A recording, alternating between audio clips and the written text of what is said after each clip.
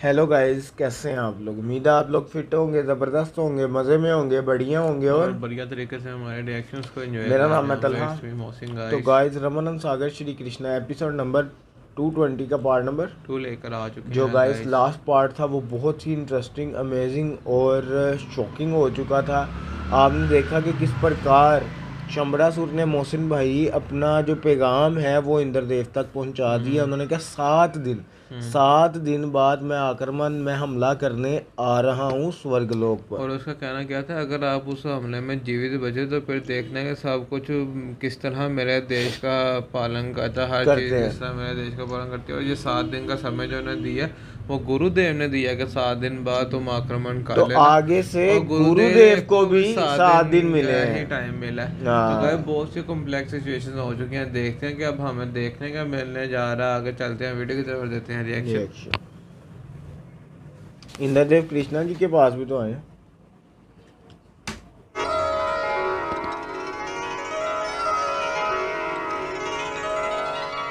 प्रणाम भगवान। हम्म। कहो देवेंद्र, क्या बात है? तुम चिंतित दिखाई दे रहे हो। प्रभु, आपसे तो कोई बात छुपी नहीं है। शंबरासुर की माया और उसकी महत्वाकांक्षा देखकर मेरी चिंताएं बढ़ गई हैं, क्योंकि एक अनावश्यक युद्ध अनिवार्य बन गया है। युद्ध जो सत्य, धर्म और अधिकारों की सुरक्षा के लिए लड़ा जाता है, वही युद्ध विरोधी असत्य, अधर्म तथा दूसरों के अधिकारों को छीनकर अनिवार्य बना देते हैं। देवेंद्र, युद्ध में सदा ही सत्य और धर्म की जीत होती है।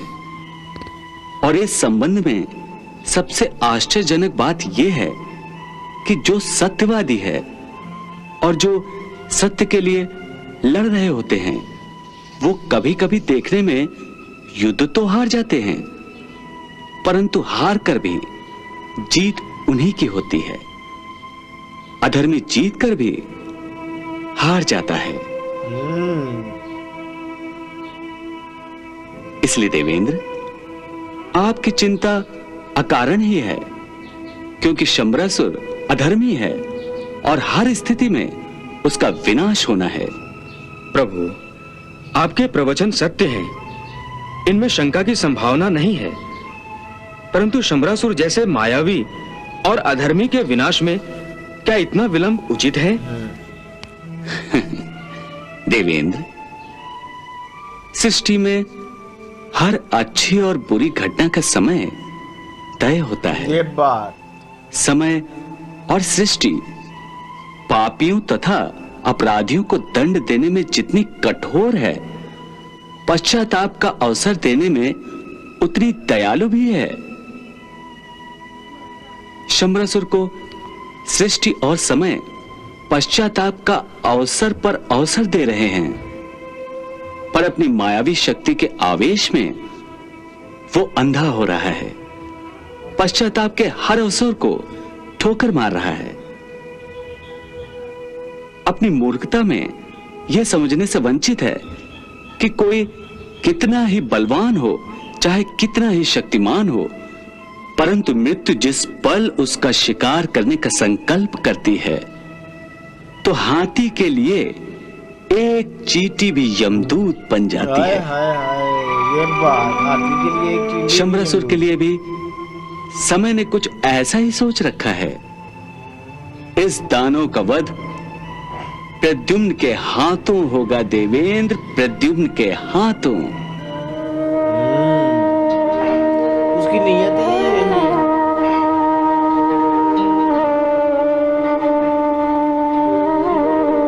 प्रद्युम्न को बड़ा कर दो भानुमति, प्रद्युम्न को शीघ्र ही बड़ा कर दो, बड़ा कर दो, बड़ा कर दो प्रद्युम्न को, बड़ा कर दो भानुमति, नहीं छीनना प्रद्युम्न चाहती को बड़ा कर दो।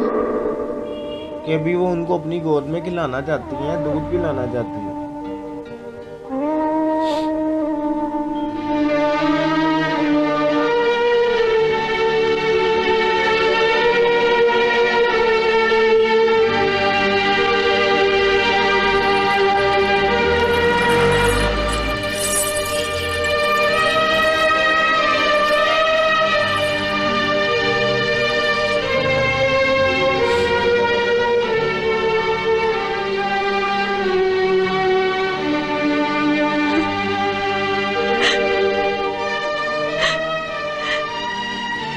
मेरे प्रद्युम्न, मेरे लाल, मैं तुम्हें कैसे बड़ा करूं?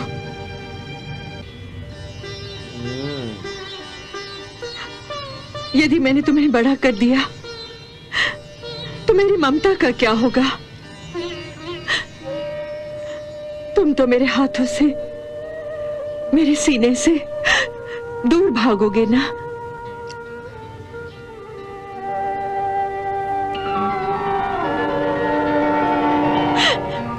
नहीं नहीं, अभी तो मैंने तुम्हें ठीक से देखा भी नहीं है। हाय हाय हाय हाय।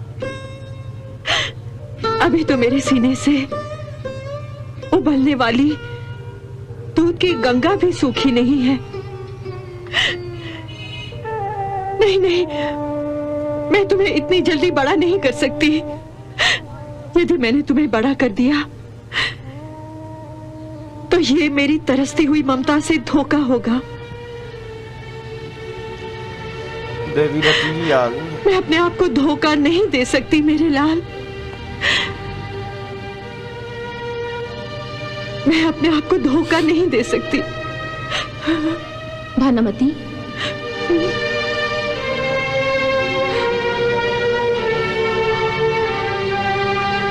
देवी रति, आप इतनी रात गए, अचानक यहाँ कैसे पधारी?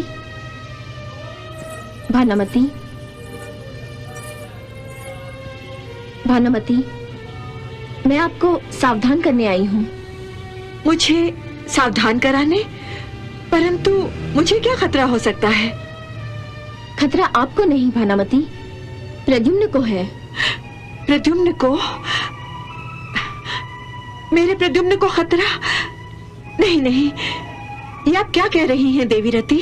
हाँ भानुमति, आप तो जानती हैं कि दैत्यराज के राजगुरु शंबरासुर की सुरक्षा के लिए और प्रद्युम्न की हत्या के लिए यज्ञ कर रहे हैं। मुझे डर है कि राजगुरु कहीं अपने उद्देश्य में सफल न हो जाएं। आखिर वो दैत्यों के महाराज के राजगुरु हैं और मायावी विद्या भी जानते हैं। मायावी विद्या तो मैं भी जानती हूँ। यदि राजगुरु ने मेरे पुत्र की हत्या करने की कोशिश की या उसे जरा भी हानि पहुंचाने की कोशिश की तो मैं अपने पुत्र की रक्षा अपनी माया के बल पर करूंगी। मैं अपने पुत्र के लिए अपने प्राण भी त्याग सकती हूँ। अच्छा तो ये है कि ना आपके प्राणों को कोई खतरा हो और ना ही प्रद्युम्न के प्राणों को, परंतु ये तभी संभव हो सकता है जब आप रसायन विद्या के प्रयोग से प्रद्युम्न को तुरंत ही एक युवक बना दें।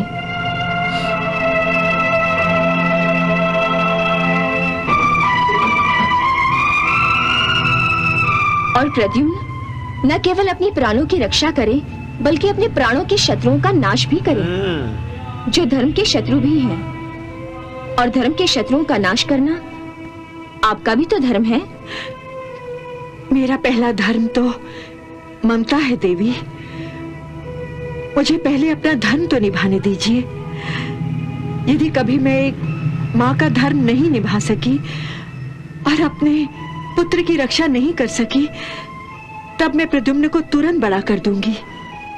परंतु भानुमति, आप चिंता मत कीजिए देवी रति। माँ की शक्ति अपार होती है। आपके पास मायावी विद्या भी है, फिर भी आपकी शक्ति और गुरुदेव की शक्ति में आकाश पाताल का अंतर है। वो एक हाथी के बराबर हैं और आप एक चींटी की भांति। चींटी का छोटा होना भी बड़ा लाभदायक होता है देवी रति। यदि चींटी चाहे तो हाथी के पैरों तले भी जीवित रह सकती है, और यदि वो चाहे तो उसी हाथी के कान में घुसकर उसकी मृत्यु का कारण बन सकती है। भानुमति, मैं आपके तर्क से सहमत हूं या नहीं ये अलग बात है, परंतु मैं आपकी ममता की भावना से अवश्य प्रभावित हूं और इसे प्रणाम करती हूं। ईश्वर करे कि आपको और प्रद्युम्न को कोई हानि न पहुंचे।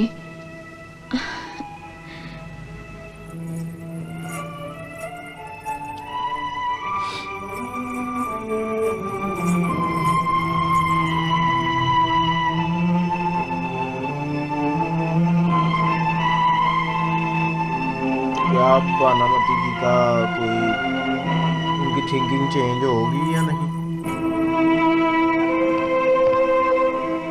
क्या वो प्रद्युम्न को बड़ा करेंगी अब। देवी रति के समझाने के बाद भी भानुमति प्रद्युम्न को युवक बनाने में संकोच से काम ले रही है भगवान।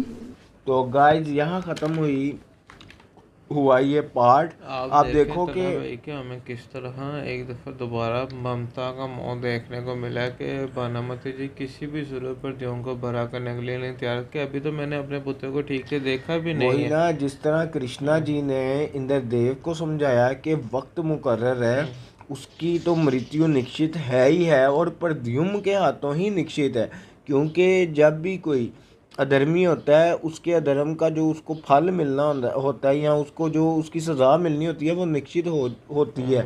और इसी तरह जो शंबरासुर है उसको उसके ये अधर्मों की सज़ा निश्चित कर दी गई है। लेकिन उन्होंने बोला तो तलब है कि जब भी युद्ध होता है कोई हाँ, भी उसमें हमेशा जीत धर्म की ही होती बिल्कुल। है और ये हम जानते हैं और आप भी जानते हैं। उन्होंने इंद्रदेव को बोला कि शंबरासुर एक अधर्मी है तो उसकी विजय हो ही नहीं सकती।